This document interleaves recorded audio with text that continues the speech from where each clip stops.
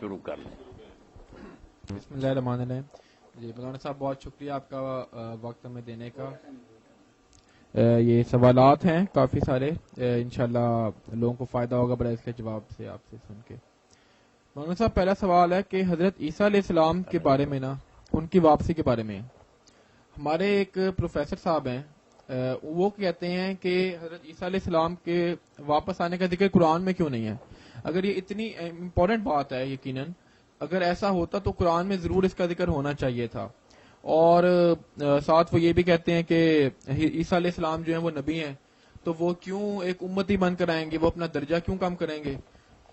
اور اس کے ساتھ ساتھ وہ ان کا یہ بھی کہنا تھا کہ نا رسول اللہ صلی اللہ علیہ وسلم جب دین مکمل کر کے چلے گئے تو کیوں ہمیں ضرورت ہے حضرت عیسیٰ علیہ السلام کی کہ وہ واپس آئیں، حالانکہ رسول صلی اللہ علیہ وسلم تو نبیوں کے سردار ہیں۔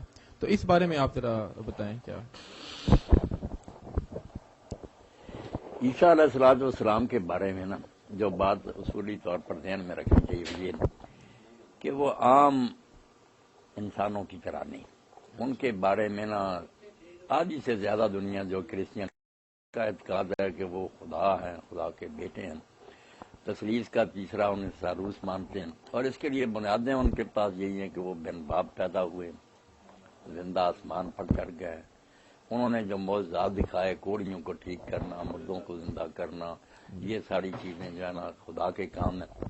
یہ تین جو بنیادیں ہیں نا، بن با ولادت، آسمان پر جانا، اور یہ معجزات، قرآن پاک جو اللہ کا آخری کلام ہے اور شرک کی نفی کے لیے آیا، اس کا یہ کام تھا کہ وہ بجائے اس کے کہ خاموشی اختیار کرے، ان باتوں کی کھلی تردید کرے۔ اگر یہ باتیں بالکل بے اثر ہیں، مگر اس نے ان کی کھلی تردید نہیں کی، ماننا ہے کہ بن باپ پیدا ہو، تو یہ اللہ کی قدرت کا ایک ظہور ہے، اس سے خدا نہیں بن جاتا، اور حوالہ دیا کہ آدم علیہ السلام بھی بن باپ ماں پیدا ہوئے تھے، وہ خدا ہو گئے۔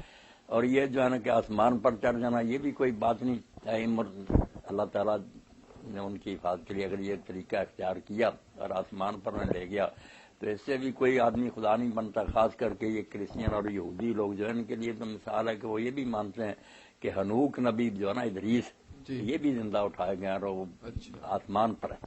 یہ بائبل میں تورات میں بھی اور انجیل میں بھی ہے کہ ہنوک بھی ابھی تک زندہ ہے۔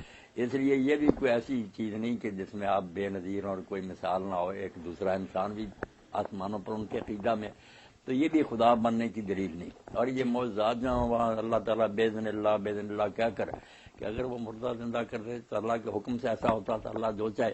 تو اسی طرح جو واپس آنا اس کے بارے میں سمجھیں کہ یہ وہ ہے نا کہ اللہ تعالیٰ اس بات میں ذکر کرے کہ وہ آئیں گے، یہ بھی دو آیتیں ہیں جن سے علماء نے سمجھا، صحابہ کرام سے لے کر سب نے سمجھا، وَإِن مِّنْ أَهْلِ الْكِتَابِ إِلَّا لِيُؤْمِنَنَّ بِهِ قَبْلَ مَوْتِهِ، کہ مسیح کے مرنے سے پہلے اہل کتاب میں سے کوئی ایسا نہیں رہ جائے گا جو ایمان نہ لائے۔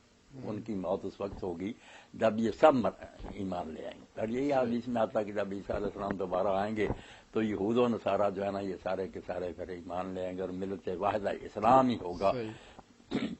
اور دوسری ہے سورہ زخرف میں وَإِنَّهُ لَعِلْمٌ لِلسَّاعَةِ کہ وہ قیامت کی نشانی ہے مسیح۔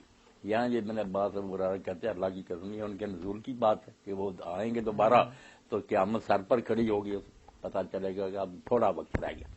یہ دو آیتیں جو ہیں ان سے صحابہ کرام رضوان اللہ علیہم اجمعین کے دور سے ہی نا لوگوں نے سمجھا کہ وہ دوبارہ آئیں گے۔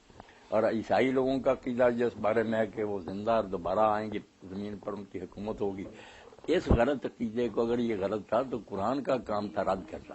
اگر وہ خاموش بھی رہتا نا تو یہ تائید ہی ہو جاتی کہ ایک عقیدہ ساری دنیا میں پھیلا ہوا ہے، عیسائیوں کا یہ عقیدہ ہے۔ ہاں اچھا اس لیے اس کا رد نہ کرنا ہی بہت بڑی دلیل ہے۔ اتنے غلط عقیدے کو جس نے شرک میں دنیا کو پھنسا کیوں نہیں رد کیا؟ حالانکہ میں نے کہا دوسری طرف دو آیتیں ہیں جن سے صحابہ کرام اور امت کے نیک لوگوں نے سب نے سمجھا کہ دوبارہ وہ آئیں۔ مگر عیسائیوں کا ان کے نزول کے بارے میں یہ عقیدہ کہ ان کا آنا جو ہے نا وہ قیامت ہوگی، کہ وہ آئیں گے، مردے اس وقت سارے زندہ ہو جائیں گے، وہ عدالت کریں گے۔ مالک یوم الدین اللہ تعالیٰ نہیں ہوگا، اللہ نے بیٹے کو اختیار دیا، وہ جنت دوزخ کے فیصلے کرے گا۔ ان کا یہ سمجھنا ہے۔ ہم سمجھیں کہ نہیں، یہ جو اللہ کا کام ہے وہ قیامت سے پہلے آئیں گے، اور یہ جو غلط ملتے ہیں ان کا خاتمہ ہوگا، صحیح اسلام دنیا میں پھیل جائے گا، اور جو وعدہ یظہر الدین کلہ، یہ سارے مفسر عالم پھر مانتے ہیں کہ کامل طور پر اس دور میں پورا ہوگا۔ حضور کے زمانے میں عرب میں اور ارد گرد تھوڑے علاقوں میں، مگر اب بھی کفر بہت باقی ہے. اس وقت تو پھر سب ملتیں ختم ہو جائیں گی، صرف اسلام ہی ہوگا. اور یہ وعدہ کہ اللہ تعالیٰ اپنے نبی کے دین کو سب دینوں پر غالب کرے گی، یہ اس وقت جب مہدی اور عیسیٰ علیہ السلام ظاہر ہوں گے نا، پوری طرح یہ ہو جائے گی. اچھا، اس بات کا کیا جواب ہے کہ رسول اللہ صلی اللہ علیہ وسلم تو دین مکمل کر گئے، اب عیسیٰ علیہ السلام کی کیا ضرورت پڑی ہمیں؟ ہاں بس اب یہ سوالوں کے ٹکڑے کرتے جائیں نا. پہلی تو بات ہے کہ ان کا دوبارہ آنا یہ بالکل ٹھیک ہے. جی، احادیث بھی اس بارے میں اتنی کثرت سے ہیں کہ تواتر کو پہنچ گئی. ٹھیک. اس پر علامہ المانی صاحب نے ایک پورا رسالہ الگ دیکھ لیا کہ تھوڑی بہت روایتیں ہیں، اس میں بھی کوئی شک کر سکتا ہے. اتنی زیادہ تعداد میں پوری دنیا میں پھیلے ہوئے مسلمانوں میں کہ وہ دوبارہ آئیں گے، اور ڈیٹیل سے پھر کہاں آئیں گے، کہاں دجال کو قتل کریں گے، لمبا چوڑا کس طرح مسیح دجال. باقی یہ کہ دین مکمل ہو گیا. دین مکمل کرنے کے لیے نہ مہدی آئیں گے جی نہ عیسیٰ علیہ السلام آئیں گے، دین مکمل ہی ہے. جی ان کے بغیر ہی مکمل ہے. وہ اس مکمل دین کو ہی نہ نافذ اور جاری کریں گے. مہدی کے زمانہ میں پوری دنیا میں عدل انصاف کی حکومت قائم ہو جائے گی، وہ حکومت ہی ہوگا. اور عیسیٰ علیہ السلام بھی آئیں گے تو ان کے پیچھے ہی نماز پڑھیں گے، اس لحاظ سے کہ لوگوں کو یہ شبہ ہی نہ ہو کہ شاید پہلی پوزیشن میں ہی آ گئے، حضور کا دین منسوخ ہو گیا. نہیں، مہدی کہیں گے بھی یار اللہ آگے آئیں نماز پڑھائیں، کہیں نہیں اللہ نے اسی امت کی یہ بخشی ہے میں پیچھے پڑھوں. جی. تو دین کے لیے نہیں آئیں گے کہ اس میں کوئی کمی ہے. دین کو جاری کرنا جس طرح ہمارا کام ہے، اسی طرح اس وقت بھی جو امام مہدی اور عیسیٰ علیہ السلام ہے ان کی بھی ذمہ داری. اور ایسا بھی ہے نا کہ رسول اللہ صلی اللہ علیہ وسلم کا امتی بننا اتنا شرف کی بات ہے کہ ایک نبی بھی وہ امتی بن کے جو ہے وہ خوش ہوں گے اس بات. یہ جو کہتے ہیں نا عہدہ کم ہو گیا، یہ اپنی نادانی کی بات ہے. حضرت موسیٰ علیہ السلام کے ساتھ عمر سے بڑے بھی تھے، ہارون علیہ السلام 3 سال بڑے تھے، مگر ان کے معاون سے ساتھ مدد کرتے تھے. تو اس لیے عیسیٰ علیہ السلام بھی اگر اس دین کی خدمت کریں، اور عیسائی لوگ بھی اس وقت جو ہے نا نہیں مانتے. آپ دیکھیں نا اللہ تعالیٰ نے بجائے اس کے رسول اللہ تو کہتے ہیں کہ میں سچا ہوں، ہم بھی کہتے ہیں، مگر عیسائیوں پر حجت تمام نہیں ہوتی. وہ کہتے ہیں یہ تو مسلمان ایک دوسرے کی تائید کرتے ہیں. جب وہی آ جائے گا جس کو وہ خدا اور خدا کا بیٹا کہتے ہیں اور وہی کہے گا یار دین یہی برحق ہے، تو ان کی پر بھی حجت تمام ہو جائے گی. تو ایمان لے آئیں گے سارے، جو نہیں لائیں گے وہ قتل ہو جائیں گے. اچھا، حجت تمام ہو جائے گی مولانا صاحب. اب اس میں یہ سوال پیدا ہوتا ہے نا کہ حضرت عیسیٰ علیہ السلام کو انہوں نے اترتے ہوئے دیکھ لیا آسمان سے، اب ایمان لا کر وہ کون سا کمال کریں گے؟ اتنی واضح نشانی دیکھ کر تو واضح نشانی کوئی نہیں. آپ دیکھ لیں نا یہ راکٹ جو بنے غبارے وغیرہ اب سارے لوگ اترتے ہیں چڑھتے ہیں، یہ تو عام ہو گئی یہ بات ہے. عام انسان بھی خلا میں جاتے ہیں اترتے ہیں، تو ان کو بھی اگر دیکھ لیں گے تو یہ کوئی ایسی بات نہیں ہوگی جو غیب کے پردے. لیکن یہ نا پھر جو پہلے عیسائی مر گئے پھر ان کا کیا قصور تھا کہ انہیں تو نظر نہیں آئے تو وہ عیسائیوں کے مر گئے. اس طرح تو ہر چیز پر ہم سوال کر سکتے ہیں کہ فلاں وقت اللہ نے پیغمبر کیوں بھیجا، اس سے پہلے کیوں نہیں بھیجا. جو مر گئے اللہ تعالیٰ عادل اور رحیم ہے. جن پر حجت تمام نہیں ہوئی ان کے ساتھ معاملہ اور ہوگا رحم کا. اللہ تعالیٰ بڑی کنسیشن دے گا انہیں. جن کے اندر نبی آ گیا اور انہوں نے بات پوری طرح سمجھ لی، پھر اناد اور حد درمی سے نہیں مانے، ان کے ساتھ سلوک اور ہوگا، پورا عدل ہوگا. اللہ تعالیٰ کسی کے ساتھ ظلم نہیں کرے گا. اچھا، اب ایک سوال شیعوں کے بارے میں ہے مولانا صاحب. عیسیٰ علیہ السلام کے بارے میں بنیادی بات میں نے کہہ دی نا کہ بجائے اس کے کہ وہ بتائے وہ مر گیا یا اس نے نہیں آنا، اس کا کام تھا کہ اگر وہ چیزیں غلط تھیں جو نصارہ کہتے ہیں اس کی تردید کرتا. اس کا سکوت ہی ہے نا بالفرض مانے کہ وہ خاموش ہی رہا. یہ بھی تائید ہے کہ آدھی سے زیادہ دنیا مان رہی کہ وہ بن باپ ہے، آسمان پر ہے، آئے گا.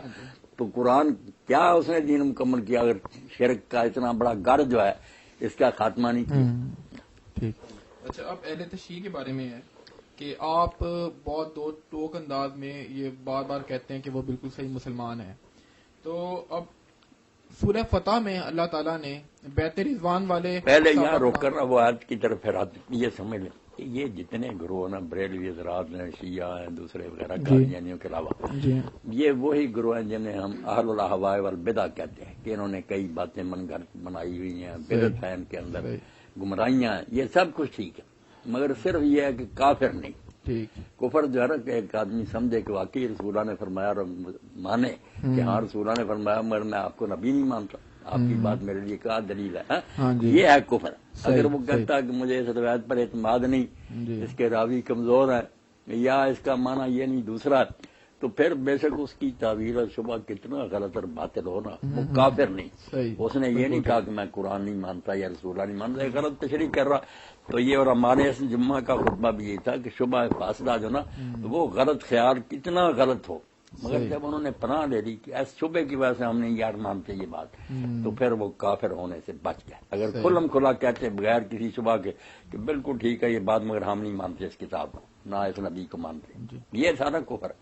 بس میرا کہنا یہی، یہ نہیں کہ یہ لوگ بدعتی نہیں یا ان میں گمراہیاں نہیں، سب کچھ ہیں. ہاں یہ گمراہ اور ضال فرقوں میں سے ہیں مگر کافر نہیں. کفر نام کی کوئی بات. آپ کریں نا بات. جی سورہ فتح میں اللہ تعالیٰ نے کہا ہے نا کہ جو بیت رضوان والے ان کے بارے میں اللہ تعالیٰ نے فرمایا ہے کہ اللہ ان سے راضی ہو گیا. اب یہ شیعہ جو حضرات ہیں وہ سوچتے ہیں کہ اللہ ان سے راضی نہیں ہوا. ظاہر ہے کہ جب وہ ان کے مخالف ہیں تو ان کا یہی ماننا ہے کہ اللہ ان سے راضی نہیں ہوا. اور ساتھ رسول اللہ صلی اللہ علیہ وسلم نے 10 صحابہ کرام کے نام لے کے کہہ دیے کہ یہ سب جنتی ہیں. ایک بات نہیں نا پھر لمبا آیت میں جو آیا نا کہ لقد رضی اللہ عنہ المؤمنین اذ یبایعونک تحت الشجرۃ، ایک تو اس سے ہم جو نکالتے ہیں کہ اللہ قیامت تک لیے ان سے راضی ہو گئے، یہ بھی ہماری طرف سے نا دھاندلی ہے، ایسی بات نہیں. اللہ صرف اس وقت راضی ہوا جب وہ بیعت کر اذ یبایعونک، وہ جو کارنامہ تھا نا کہ بالکل کفار کے گڑھ میں ہتھیار ہے کوئی نہیں، عمرہ کے لیے گئے ہوئے ہیں مگر آپ موت پر بیعت لے رہے ہیں کہ ہم نے خام خواہ تو پیچھے نہیں ہٹنا، مرنا پڑا. تو لوگوں نے جب یہ جرأت دکھائی کہ موت پر بیعت کر لی تو اللہ اس سے راضی ہوا. یہ کہا اذ یبایعونک، جب وہ بیعت کر رہے تھے ان کے اس عمل سے اللہ خوش ہوا. اور ساتھ کا مومنین سے، اس لیے اور ماں خود بھی مانتے سنی کہ اگر ان میں کوئی منافق تھا جدمن کہہ جیسا اس سے راضی نہیں ہوا، مومنوں سے راضی ہوا. اب جھگڑا یہی پڑ گیا کہ جب شرط راضی کہ مومنوں سے راضی ہوا اور اس وقت راضی ہوا جب یہ بیعت کر رہے تھے، وہ بڑا اہم معاملہ تھا. آگے کی بات ہے نا آخر میں ٹکڑا پڑے قرآن میں دے نا ذرا، یہ بہت اہم بات ہے جو لوگوں کو سمجھنی چاہیے. آخر میں شرط لگائی جس پر شاہ عبد القادر بھی کہتے ہیں اللہ یار کسی کو پوری تسلی نہیں دیتا کہ وہ مطمئن ہو جائے کہ اب میں پکا ہی جنتی ہو گیا. آخر میں بات کہی اسی آیت کا ٹکڑا وہاں سے پڑھنا. اللہ اکبر. یہ جب ختم ہوتی ہے نا پھر اللہ تعالیٰ کہتا ہے وعد اللہ الذین، یہ آیت ہے جو پڑھتے ہیں ہم محمد رسول اللہ والذین معہ اشداء علی الکفار. آخر میں وعد اللہ الذین آمنوا وعملوا الصالحات منہم مغفرۃ واجر عظیم، کہ ان میں سے جن کا اوپر ذکر تھا نا اصحاب، ان کا ان میں سے جو ایمان لائے اور نیک کام کیے ان کے لیے اللہ کا وعدہ بخشے. منہم کہہ دیا سارے، پتا چلا کئی ان میں سے نہیں نیک عمل پر رہیں گے، ایمان پر نہیں رہیں گے. وعدہ صرف ان سے. اب کس پر یہ قیامت کے دن پورا اترتا یہ غیب کہہ نہیں سکتے. اچھا رسول اللہ صلی اللہ علیہ وسلم نے جو 10 نام لے لیے نا، 10 نام دے کر وہ ہمارے یہاں روایت ہے. اب ہمارے ہی کئی عالم نہیں مانتے کہ کوئی نہیں ہے اشرا مشرا کی روایت کی، کیونکہ اس کے شروع میں آتا نا کہ جب یہ بیان کی ہے حضرت سعید ابن زید نے جو حضرت عمر کے بہنوئی تھے اور انہیں 10 میں سے ہیں، وہ کوفہ کی مسجد میں تھے. حضرت حسن رضی اللہ عنہ دستبردار ہو گئے تھے، امیر معاویہ کوفہ میں آئے، یہ بھی تخت پر بیٹھے تھے، مغیرہ بن شعبہ بھی تھے، اور لوگوں کو باری باری کھڑا کر کے نا مسجد میں تو لعنت کرواتے تھے. تو حضرت سعید نے کہا یہ کس کو لعنت کرتے ہیں؟ کہا علی کو. انہوں نے کہا توبہ توبہ، اس ظالم کو دیکھو، اس شخص پر لعنت کر رہے ہیں جس کے بارے میں اللہ کو گواہ بنا کر کہتا ہوں میں نے خود حضور سے سنا کہ ابو بکر جنتی، عمر اور علی کا بھی ذکر کیا. کہا اللہ کے رسول نے کہا یہ ظالم لفظ تھا کہ اس ظالم کو دیکھو اس پر لعنت ہو رہی. اب یہ ٹکڑا ان کو اہل سنت کو نقصان دے کہ ظالم کا اور کا لعنت کرا، تو یہ خود بھی پھر جان چھڑاتے ہیں کہ یہ کوئی نہیں. اس لیے یہ روایتیں جو ہے نا تنہا ایک آدمی کی روایتیں راویوں سے سنی. اس لیے اگر شیعہ یہ کوئی کہتا ہے یار مجھے ان راویوں پر اعتماد نہیں، گروہ بن گئے تھے، ہر پارٹی کے لوگوں نے اپنے اپنے گروہ کے حق میں ہتھیار بنائے ہیں، میں نہیں مانتا، تو اس نے رسول اللہ کا نہیں بچہ انکار کیا کہ حضور نے فرمایا پھر میں جنتی نہیں مان رہا. اس نے کہا یہ سٹوری گڑی ہوئی، جیسے گاندھی صاحب وغیرہ کہتے ہیں کہ یہ عیسیٰ علیہ السلام کا نزول، اسی لیے ہم جو آبادیاں ہیں یا خوارج وغیرہ وہ بھی نزول عیسیٰ کے منکر ہیں. یہ نہیں کہتے کہ کافر ہے، جو کہے نہیں اترنا کافر، وہ کافر شافر کوئی نہیں. ٹھیک ہے ہمارے نزدیک ان کا اترنا برحق ہے، مگر اگر کوئی منکر ہے تو کئی گروہ مسلمانوں کے پہلے بھی انکار کرتے ہیں. کافر کہنے کی بات بس اور کوئی نہیں. اچھا آپ اس حدیث کو ٹھیک سمجھتے ہیں نا، یہ جو ہے اشرا مبشرہ؟ ہاں میں ٹھیک سمجھتا، میرا یہی یقین ہے کہ ٹھیک ہے. اچھا آگے ایک اور جو دلیل دی جاتی ہے شیعوں کے بارے میں کہ یہ جو قادیانی ہیں انہوں نے ایک آدمی کو نبی بنایا تو ہم سب انہیں کافر کہتے ہیں اور یہ کافر ہیں.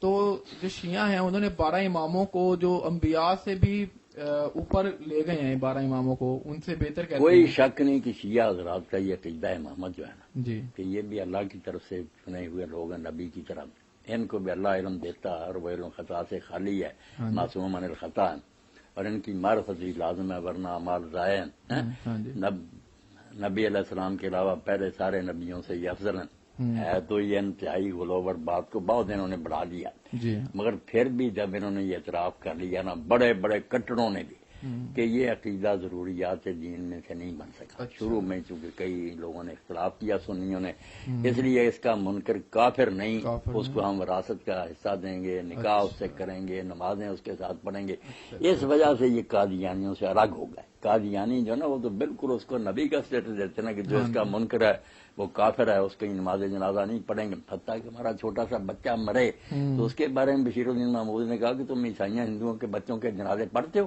یہ جب نبی کے منکر ہیں کافر ہیں، ان کے بچے بھی ان کے ساتھ ہی ہیں۔ یہ اس سے تھوڑا سا ہم کنسیشن دیتے ہیں کہ یہ امامت کو مانتے ہیں مگر ہمیں مانتے ہیں کہ ان کے ساتھ رشتہ ناطہ وراثت وغیرہ سارے اسلامی حقوق ان کو حاصل ہیں، یہ مسلم ہیں، صحیح العقیدہ نہیں ہے، بس یہ کہہ دیتے ہیں، یعنی بس بینیفٹ آف ڈاؤٹ دیتے ہیں ڈاؤٹ اس بات پہ، ٹھیک ہے جی۔ اچھا اب مولانا صاحب جو یہ حیات النبی کا عقیدہ ہے نا، اس بارے میں ذرا اچھی طرح بتائیں، حیاتی جو کہتے ہیں وہ کیا ہے، مماتی جو کہتے ہیں وہ کیا ہے؟ حیاتی جو ہے نا یہ کچھ بات انہوں نے بڑھا دی کہ نبی علیہ الصلوۃ والسلام بالکل اسی حالت پر ہیں جس طرح وہ پہلے تھے، صرف ایسے جیسے اعتکاف والا اپنے اندر بند پردے میں، اسی طرح نبی علیہ السلام اپنی قبر حضرت میں ہیں جسم سمیت اسی طرح اٹھتے بیٹھتے نمازیں، یہ کہتے ہیں۔ اچھا مماتیوں میں سے بھی کچھ لوگ حد سے بڑھ گیا کہ سرے سے کام ختم ہے، کچھ نہیں، اب یہ بھی بات غلط ہے، بات درمیان میں کہ نبی علیہ السلام تو بہت عظیم ہے نا، کافر اور غیر مسلم جو ہے ان کے بارے میں اگر ہم سمجھیں کہ مرنے کے بعد قصہ ختم ہے تو یہ بھی دین کے خلاف بات ہے، ہاں جی ان کے ارواح تو باقی ہیں جی جی اور ان کو عذاب و ثواب ہوتا ہے، خوشی بھی محسوس کرتے ہیں۔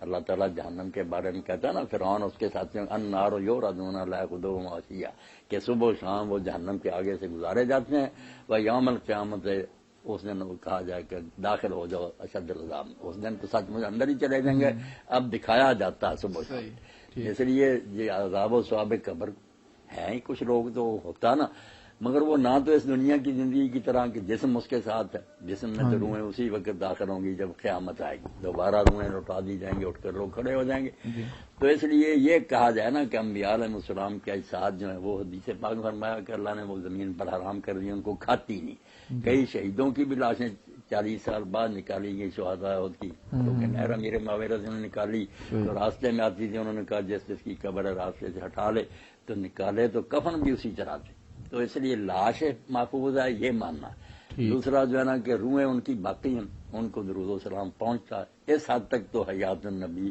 بالکل ٹھیک ہے، اور بے ایمان لوگ بھی ہیں ان کو عذاب ہو رہا، وہ مصیبت میں مبتلا۔ تو روح یعنی کہ آپ صلی اللہ علیہ وسلم کی روح اور جسم دونوں روز رسول قبر کے اندر موجود ہے، اور نہیں آگے ڈیٹیل کی ضرورت نہیں، بس یہ کہ روح جو ہے نا وہ سلامت ہے، اس کے ہوش و حواس ادراک بالکل ٹھیک ہے، اللہ کے فرشتے جو ہم سلام کہتے ہیں وہ آپ تک پہنچاتے ہیں، آپ نے کہا میں اس کا جواب بھی دوں گا قیامت تک جو مجھ پر سلام کہے گا، جتنا فرمایا ٹھیک، جسم ویسے محفوظ ہے مگر ان میں کہنا کہ جسم میں جان ہے اور اٹھ کر بیٹھتے ہیں یہ نہیں، روحیں جو ہے نا ٹھیک ہے، اب روح بذات خود جو ہم سمجھیں کہ وہ بس کوئی پتہ نہیں کیا چیز ہے، گیس ایسی نہیں، روح ہر انسان کی جو علماء نے تحقیق کی نا لوگوں نے مشاہدہ کیا، قریشی صاحب کی میری روح بالکل اس کا یہی سراپا یہی حلیہ ہوگا، وہ ملیں گی نا روحیں پہچاننے میں، ذرا تو وہ ایک اندر چھپی ہوئی کاپی جو بالکل نور کا پتلا ہے مگر شکل صورت اس کی بالکل داڑھی ہاتھ پاؤں بالکل اسی طرح کیا ہے، وہ اندر ہے، جس میں سے یہ پنجرے میں سے ہونا آزاد ہو جاتا پرندہ، ہوتی بالکل اس کی شکل صورت وہی ہے، سنتا ہے، ہوش آواز ہوتے ہیں۔ اچھا یہ جو عقیدہ ہے یہ صحیح عقیدہ اس حیات النبی کے بارے میں رکھنا یہ کتنا ضروری ہے؟ نہیں ضروری کوئی ضروری اگر یہ مانتا نا آدمی کے فوت ہونے کے بعد روحیں باقی ہیں ان کو عذاب و ثواب ہوتا، بس اتنا کافی ہے، لمبی ڈیٹیلیں اگر تم نہیں مانتا، یعنی اگر کسی غلط عقیدہ ہے بھی تو وہ قابل معافی ہے، یہ کوئی بات نہیں کہ وہ اسلام سے خارج ہے۔ اچھا ویسے اس کا تعلق کیا علم کلام سے ہے یا کیا ہے؟ نہیں علم کلام سے نہیں، یہ قرآن پاک ساری چیزیں بتاتا، رسول اللہ نے بتایا نا کہ مرنے کے بعد جو ہے نا ادراک تو ہوتا. اچھا، رسول اللہ صلی اللہ علیہ وسلم جو خواب میں آتے ہیں اور آ کر کئی خبریں بھی دے دیتے ہیں، کئی باتوں کا پتہ ہوتا ہے، ایسے بہت سارے واقعات سنے ہیں. مثال کے طور پہ میں ایک مثال بتاتا ہوں آپ کو. ایک مولوی صاحب، میں مجھے ان کا نام شاید بھول رہا ہے ابھی، وہ بہت کام کرتے ہیں ختم نبوت کے لیے نا، قادیانیوں کے خلاف. تو انہوں نے بتایا، وہ ایک لڑکی کی تعریف کر رہے تھے، کہتے ہیں کہ ایک لڑکے نے کتابچہ لکھا ختم نبوت کے لیے. بعد میں اس کے دوست نے اس نے اس کتابچے کا نام لکھا نبی پاک صلی اللہ علیہ وسلم پکارتے ہیں. تو اس کے کسی دوست نے کہا کہ یہ نام ٹھیک نہیں لگ رہا ہے، اس کا نام چینج کر دو. اس نے نام چینج کیا. بعد میں وہ سویا تو آپ صلی اللہ علیہ وسلم نے خواب میں آ کے کہا کہ اس کا نام یہی رکھو کہ رسول اللہ پکارتے ہیں. تو یہ کیا ہے خواب میں آنا؟ اور نبی علیہ السلام کی خواب میں زیارت ہے تو بڑی سعادت اور نیک بختی، جی. مگر اس میں خطرات بھی بہت ہیں. اچھا. ایک تو یہ ہے کہ آدمی فیصلہ نہیں کر سکتا کہ میں نے واقعی حضور کو دیکھا یا کسی کو. آپ نے گارنٹی صرف اس بات کی دی ہے کہ میری شکل میں شیطان نہیں بن سکتا. صحیح. آپ کی جو اصل شکل ادھر آ ہاں جی، دوسری شکلوں میں آ کر معاذ اللہ وہ گمراہ کرنا چاہے تو گمراہ کر سکتا. اچھا. اور اسی لیے قادیانیوں میں سے بہت لوگوں کی کتاب میں نے پڑھی، وہ سیٹ ہی ہے بشارات احمدیہ، کئی جلد. وہ حلف اٹھاتے ہیں کہ مکہ لے جاؤ، ہم حضرت اسود پہ ہاتھ رکھ کر قسم دیں گے کہ یہ دن تھا اور یہ وقت تھا جب حضور ہمیں ملنے کا غلام ہم سچا. اس لیے تباہی کا راستہ یہ. صحابہ کرام بھی جب ان سے کوئی کہتا تھا نا میں نے حضور کو دیکھا تو وہ شکل پوچھتے تھے. اگر بتاتا تھا خلیہ اگر صحیح ہوتا تو کہتے تو نے دیکھا ورنہ پتہ نہیں کیا ہے. یہ بہت خطرے کی یعنی ہم تو فیصلہ کر ہی نہیں سکتے. ادراہ بصورتی، جب اس شکل میں دیکھے جو آپ کی اصل تھی پھر شیطان وہ شکل نہیں. اب ان بدبختوں کا کیا ہوگا جنہوں نے یہی بات میں نے کہا کہ بہت خطرے کی بات.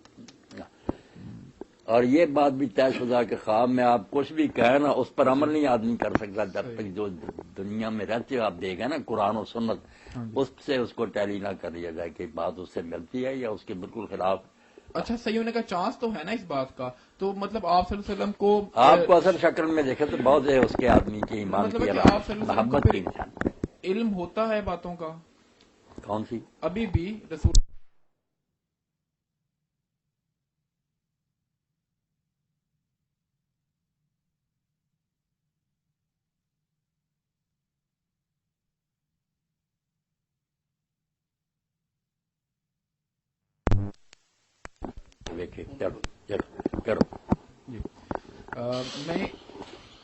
میرا مطلب کہنے کا یہ ہے کہ ابھی بھی جو خواب دیکھتے ہیں وہ بتاتے ہیں کہ ہم نے فلاں کام کیا، رسول اللہ صلی اللہ علیہ وسلم نے آ کے اس کا مشورہ دیا کہ یوں کر لو. اس کا مطلب ہے کہ اس میں درست ہونے کا چانس بھی موجود ہے.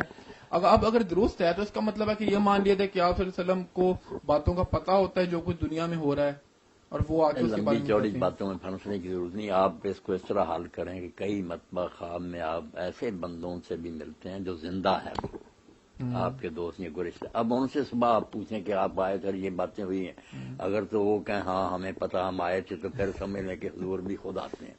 اور اگر وہ نہیں تو پھر یہی سمجھیں کہ اللہ تعالیٰ نے ایک نا خواب کا محکمہ بنایا ہوا فرشتوں کا جو اس شکل میں جس سے یہ آدمی مانو سنت میں اگر کوئی بات اس کو مشورہ یا رائے دے دیتے ہیں وہ اصل آدمی نہیں ہوتا. ورنہ زندوں سے پوچھ کر آپ مسئلہ حل کرتے. میں نے جو دلیل دی نا یہ برہان قاطع ہے، اس کو کوئی کار نہیں سکتا کہ وہ زندہ سے پوچھو نا کہ تم ملے تھے، اگر وہ جانتا تو ٹھیک ہے، اگر اسے نہیں پتا تو آپ بے فکر کریں. ٹھیک ہے. اچھا، قرآن پاک کی کافی ساری آیات ایسی ہیں کہ اللہ تعالیٰ عرش پر ہے، اللہ تعالیٰ کا جو تخت ہے وہ عرش کے اوپر ہے. اب اس میں بہت ایک عام فکرہ کہا جاتا ہے کہ اللہ تعالیٰ تو ہر جگہ موجود ہے، اور پھر یہ بھی کہتے ہیں اللہ ہمارے دل کے اندر ہے.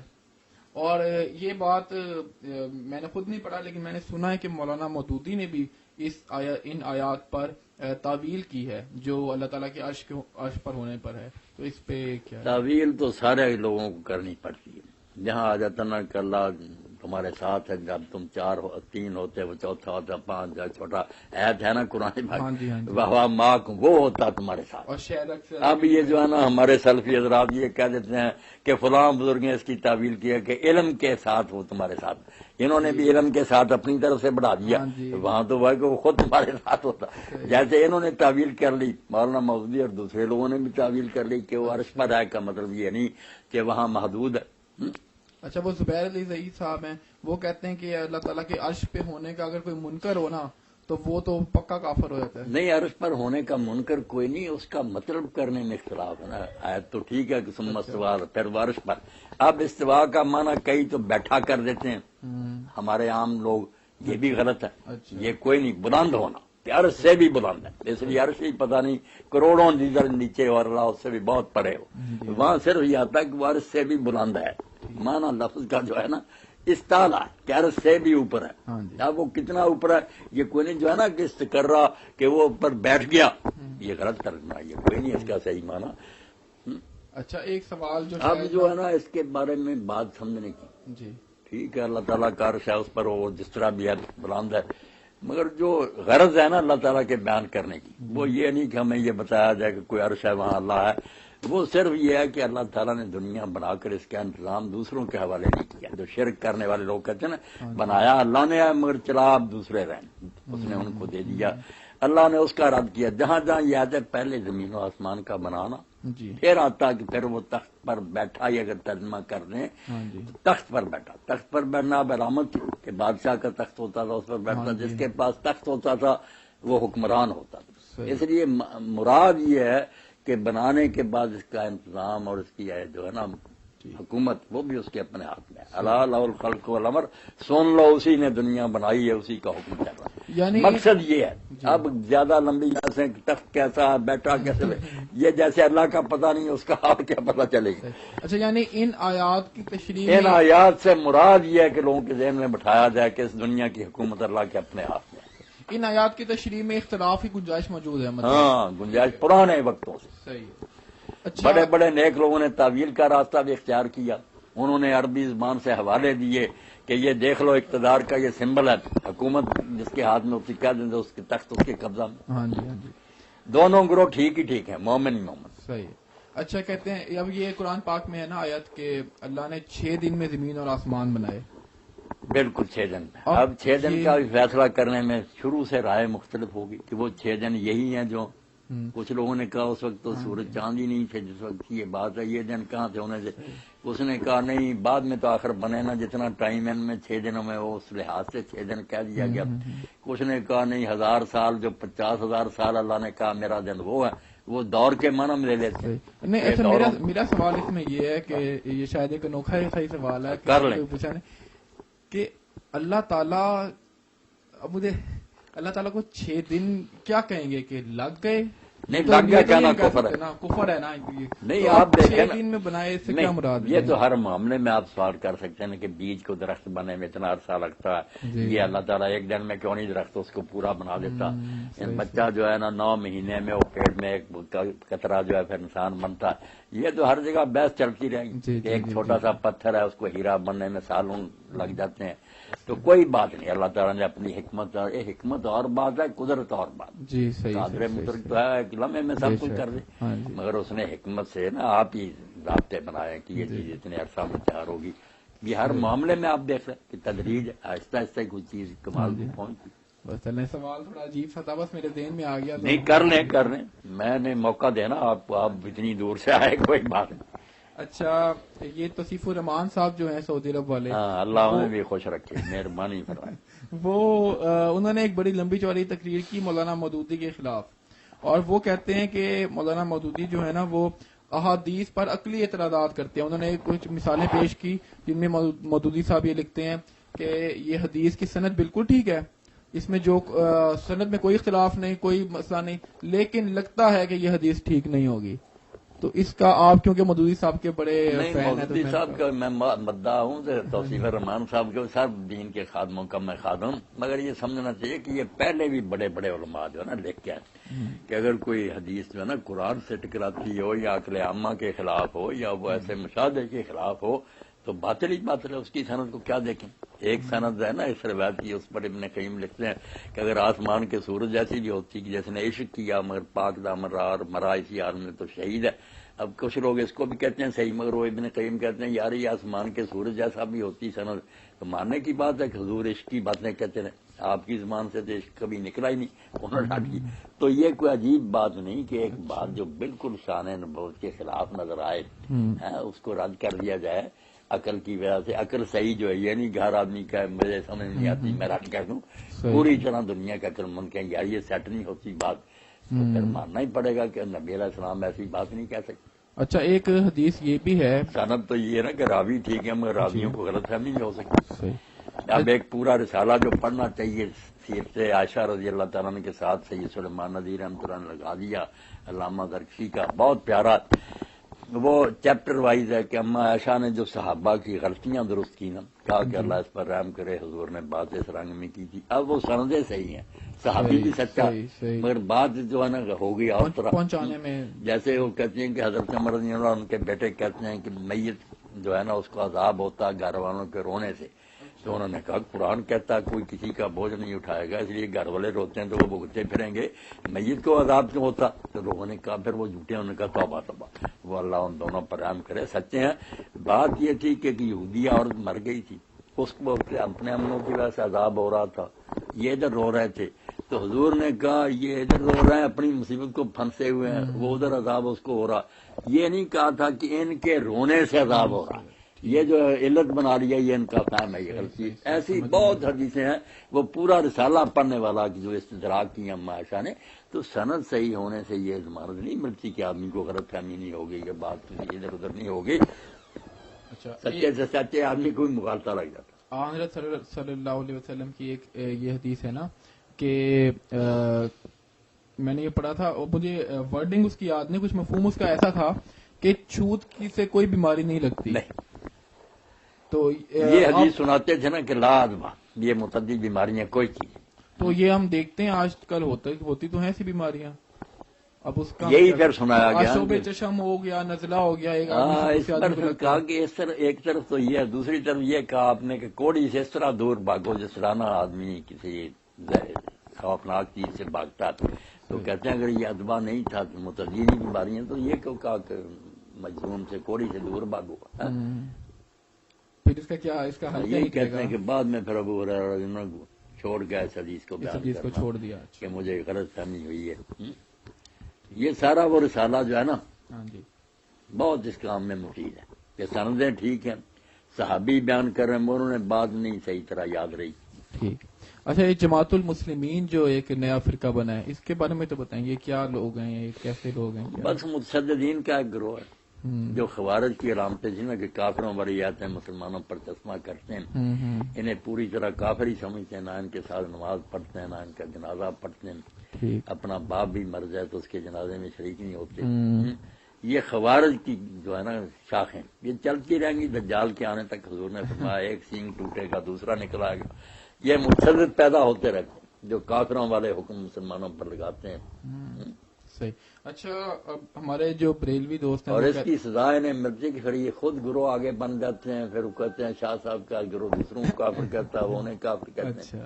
مصیبت میں پھنسے ہوئے، اپنے جال میں خود ہی پھنس جاتے ہیں. اچھا، ہمارے بریلوی دوست یہ کہتے ہیں کہ جو سجدہ تعظیمی ہے نا وہ صرف حرام ہے، وہ شرک نہیں ہے، اور جو سجدہ عبادت ہے، عبادت کی نیت سے کرنے والا، وہ شرک ہے. اب اس میں یہ سوال پیدا ہوتا ہے کہ اگر سجدہ تعظیمی ہی شرک نہیں ہے تو پھر تو آج جو کچھ ہو رہا ہے مزاروں پہ، درباروں پہ، وہ سجدہ تعظیمی یا اس سے کام ہی ہو رہا ہے، تو پھر تو شرک کچھ بچا ہی نہیں، شرک کوئی کچھ ہوا ہی نہیں. شرک کی فکر کر رہے ہیں مگر مسئلہ ٹھیک ہے.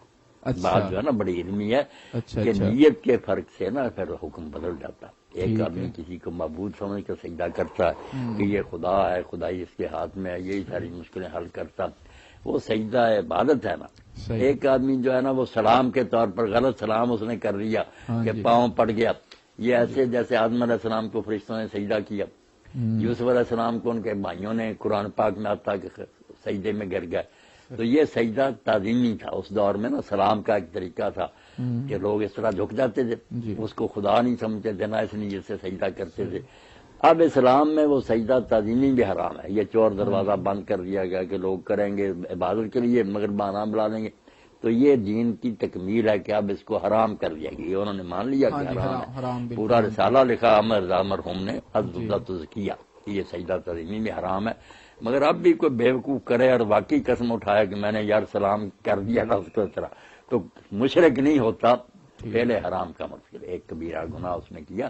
مسئلہ ٹھیک ہے، صحیح. اچھا، ہم سب اگر یہ ایسا ہی ہوتا نا کہ شرک ہی ہوتا پھر وہ اس معنی میں کیوں سجدہ یہ ہدایت رہا. قرآن میں آتا کہ یوسف علیہ السلام کے بھائیوں نے خرو لوگ سجدہ. اچھا، غیر اس بارے میں جو سارے مسلمانوں کا اجماع ہے کہ غیر مسلم جو ہے وہ جہنم میں جائے گا. لیکن جو سورہ بقرہ کی ایک آیت ہے کہ جو بھی اللہ اور یوم آخرت کو مانے، وہ یہودی ہو، عیسائی ہو، مسلمان ہو یا صابی، وہ جنتی ہے. اب اس میں کیا کریں گے؟ پہلا ٹکڑا جو ہے نا کہ سارے غیر مسلم جہنم میں، اس میں بھی یہ تفصیل کرنی چاہیے کہ جس غیر مسلم کو اسلام کی پوری طرح سمجھ آ گئی اور تسلی ہو گئی کہ واقعی یہ دین برحق ہے، دلیلیں اس کی کمی ہیں، مگر اناد اور ہٹ دھرمی سے وہ انکار کرتا رہا، اچھا ایسا آدمی دوستی ہے. جس کو پتہ ہی نہیں چلا کہ اسلام سچا، ہم سمجھا نہیں سکے، ایسے لوگوں کے لیے یہ نہیں کہہ کہ یہ کافر نہیں، دوست میں نامزد نہیں کر سکتے، ٹھیک. مگر اللہ سے جو رحمت کی امید ہے نا، اس میں یہی ہے کہ جو شخص پوری طرح نہیں بات سمجھ سکا اس کو اللہ معاف کرے گا لیکن اور ہمیں سزا دے گا، ہم مسلمانوں کو سزا دے گا. قانونی طور پہ تو یہی بات نہیں کہ وہ عام جہنمی وہ ہیں تو سارے کافر. اصولی تو یہی کافر، مگر کافر وہ ہوتا نا جو ایک بات سمجھنے کے بعد اس کا انکار کرے، جو سمجھے ہی نہ اس کو کیا کہنا. باقی یہ آیت جو ہے نا، اس کا تعلق اپنے اپنے دور کے بارے میں، اس سے بھی بڑے لوگوں کو غلط فہمی. اب نہیں کسی کے لیے گنجائش، جو حضور کو نہیں مانے گا اس نے نہ عیسیٰ کو مانا نہ موسیٰ، سب نبیوں کا کافر ہے. وہ کیا کہتے آئے گا من، اس لیے اب وہ نہ یہودی ہے نہ کچھ بھی نہیں، بے دین ہے. اچھا ہاں یہ حضور کا انکار جو ہے نا، وہ اپنے آپ ہی پچھلے نبیوں کا انکار ہے. انہوں نے پیش گوئیاں کی تھی، مگر اپنے اپنے دور میں ان کا نام اگر یہودی تھا، نصرانی تھا، صحابی تھا. صحابی بھی کوئی بے دین جو ترجمہ کر دیتے ہیں 17 برس، غلط ہے. یہ حضرت داؤد علیہ السلام کی امت تھی، زبور پڑھتے تھے، بہت قبلہ کی طرف نمازیں پڑھتے تھے. یہ نبیوں کی امت ہے کہ چاروں گروہ جو ہے ان کا نام کچھ بھی رہا. اب ہم مسلم ہیں، وہ یہودی تھے، نصرانی. اس دور میں جو اللہ آخرت کو مانتا رہا اور نیک کام کرتا رہا. اب نیک کام یہ نہیں کہ اپنی سمجھ سے اچھا کام، جو شریعت کا ہے عمل صالح کو ہے. ہاں اس لیے نبی پر ایمان بھی آ گیا کہ اپنے اپنے دور میں اپنے نبی کے کہنے پر وہ نیک کام کرتا تھا، وہ سب جنتی.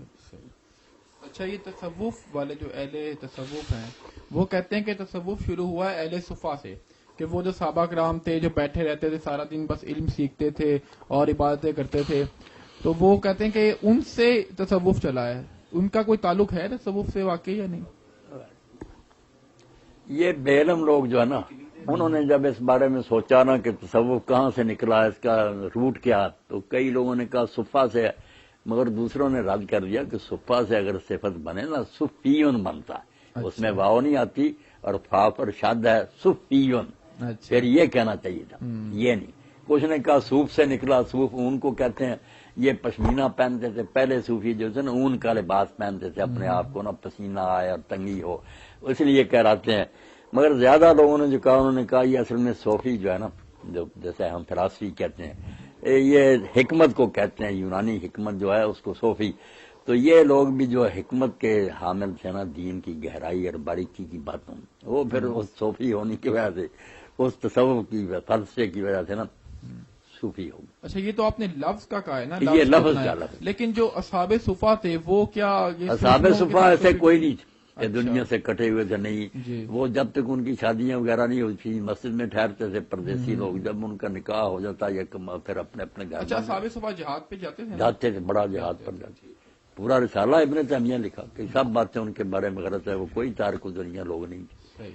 اچھا مولانا صاحب لوح محفوظ کیا ہے؟ جو قرآن لوح محفوظ، لوح محفوظ اللہ کا کمپیوٹر ہی ہے. جیسے آپ کے یہ کمپیوٹر وغیرہ میں سب کو فیڈ ہوا ہے، اللہ کا بھی لوح محفوظ وہ علم ہی ہے، سمجھے اس کی کاپی. جو کچھ ہونا ہے وہ سارا کچھ سب کچھ ہوتا ہے. اچھا قرآن اللہ کے علم کا دوسرا نام لوح محفوظ سمجھو. ٹھیک ہے. اس کے پاس شیاطین وغیرہ نہیں جا سکتے، وہ ایسے مقام پر ہے کہ محافظ فرشتے یشہد المقربون، مقرر فرشتے اس کے نگران ہیں. اچھا قرآن پاک لکھا ہوا لوح محفوظ میں پڑا ہے؟ قرآن پاک کیا، ہم جو باتیں سب کر رہے ہیں یہ بھی لکھی ہوئی، جیسے کہہ دیتے اللہ کے علم میں تھی، اس کا وہ عکس ہے. صحیح. اچھا اس میں اب سورہ مائدہ کی آیت نمبر 101 ہے جس میں اللہ تعالیٰ فرماتا ہے کہ صحابہ کرام سے، مسلمانوں سے، کہ نبی سے ضرورت سے زیادہ سوالات نہ کرو، ایسے سوالات نہ کرو کہ تم مشکل میں پڑ جاؤ. اور ساتھ وضاحت ہے کہ جب قرآن مجید اتر رہا ہے اس وقت سوال تو وہ بیان کی جائیں گی. ہاں جی. تو اب یہ سوال پیدا ہوتا ہے نا کہ اگر قرآن پہلے سے لوح محفوظ میں لکھا ہوا موجود ہے تو پھر کسی کے سوال پوچھنے سے اس میں فرق تو نہیں پڑنا چاہیے؟ نہیں، یہ اس جمعہ میں بات ہوئی، لکھا ہوا سب کچھ ہے، وہ سارا جو ہے نا بس مشروط ہی. ہم اگر لکھے کو لیں تو ہمارا بھی ہے نا زنا کرنا، چوری کرنا، جو ہے نا اچھے برے سارے ہم لکھے ہوئے ہیں. مگر ساتھ یہ ہے کہ اس آدمی کو پورا اختیار، اگر یہ کرے گا تو پھر یہ ہوگا، اور اگر نہیں کرے گا تو دوسرا آپشن بھی وہاں ہے. اچھا کھول کر تفصیل لکھی ہے. آپ اگر صدقہ کر دیں گے تو عمر آپ کی 60 سال ہے 70 کر دی جائے گی. اچھا لکھا بدل دیا جائے گا. اچھا اور اگر آپ نے والدین سے بدسلوکی کی تو 60 کی بجائے 50 کر دی جائے گی. ہاں کمی بیشی ہوتی ہے نا اسے. یعنی لوہے اللہ محفوظ کے والے علم میں کوئی کمی بیشی نہیں، مگر یہ گنجائش ہے کہ وہ علم کے مطابق جانتا کہ اگر یہ کام کرے گا تو ہم یہ کریں یعنی گے. اگر اللہ نے چاہا لوہے محفوظ والے قرآن میں ہاں چینجنگ کر دی. کہ اگر تم ایسا کرو گے تو پھر اللہ نے وہی یہی لکھا کہ میں اتار دوں گا. اچھا اب یہ جو روایت ہے کہ حضرت عمر رضی اللہ تعالیٰ عنہ نے آخری وقت میں حضرت صلی اللہ علیہ وسلم کو کاغذ قلم نہیں دیا، یہ بہت بڑا ایک اعتراض ہے شیعوں کا. پہلے تو یہ بتائیں یہ روایت ٹھیک ہے؟ روایت تو ٹھیک بالکل. اب اس میں کیا کریں؟ حضرت عمر رضی اللہ عنہ جو کہا کہ حضور کو تکلیف زیادہ یار قرآن کافی ہے، اب ان کی نیت پر بھی حملہ کیوں کریں؟ انہوں نے کہ اتنی تکلیف میں حضور شفقت فرما رہے ہیں، دین تو پورا کر لیا مکمل ہو گیا، ایسے اتر گئی ہیں، اس لیے کیا لکھوانے کی ضرورت ہے؟ یہ ان کا بھی عذر ہم مان سکتے ہیں کہ تکلیف یہی لفظ کہنا کہ آپ کو تکلیف زیادہ ہے، قرآن ہمارے لیے کافی ہے. مگر علماء خود مانتے ہیں کہ دینا بہتر تھا. جب آپ نے کہا تھا نا تو دینا ہی اچھا تھا. اس عذر میں اتنی جان ہے مولانا صاحب؟ جان کوئی نہیں، کیونکہ اللہ کے رسول سے زیادہ کون جانتا تھا کہ قرآن کافی ہے یا نہیں کافی. تو یہ تو بہت بڑا ایک جرم. پھر اگر اسی طرح ہوتا نا کہ انہوں نے کہا تھا دوسرے بھی ان کے ساتھ مل جاتے راضی ہو جاتے لمبا جھگڑا نہ کرتے، پھر بھی بات. جب دو پارٹیاں ہو گئی نا، ایک کہنے لگے جو حضور کہتے ہیں وہ کرو، ایک کہنے لگے جو عمر کہتا وہ، تو پھر اتنا جھگڑے کے شور بڑھ گیا. کاسر لغت ورتفع جلسہ، شور بہت ہوا اور آوازیں بہت اونچی ہو گئی. پھر حضور نے جو فرمایا نا ما ينبغي عند نبی تنازع، کہ نبی کے سامنے یہ جھگڑا کرنے کا حق نہیں تھا، قومت اٹھ جاؤ یہاں سے.